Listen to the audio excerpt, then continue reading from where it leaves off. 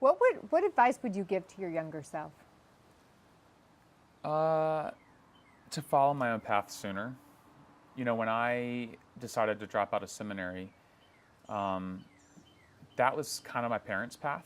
I mean, I was being groomed to be the person that takes over from the pastor of this big downtown Orlando church, and that's, you know, was part of that would have fit very well with my family's plan.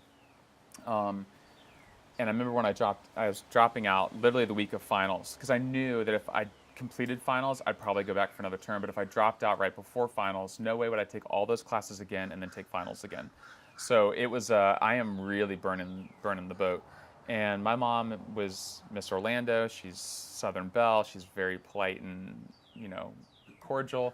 And she's never dropped the F bomb except for this one time. And so I told her I'm dropping out of seminary and I'm moving to Australia. And she said to me, when are you going to realize that life is just hard and clock in like everybody else?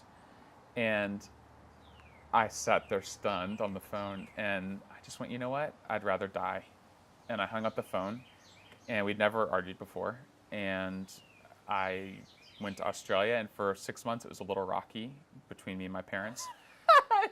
But I got a lot of success in the mission field that I was in. I got, it's a huge mission, like 1,000 different operating locations. But within a few months, I was invited to the founder's home in Hawaii, and this success started happening outside of my parents' umbrella. On your path. Yeah, and they went, oh, okay, we get it, and that was the break. That was now I'm going to pursue the things that fulfill me, and if it's wrong, it's wrong, but it feels right to me. And it was very painful to go against my parents. I'm the firstborn kid.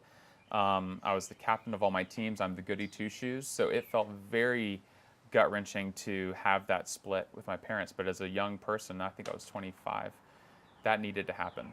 And so I would say even younger, like I'm into theater. I'm into comic books. I play video games. I like to do burly men stuff, like learning how to make fire with 2 sticks.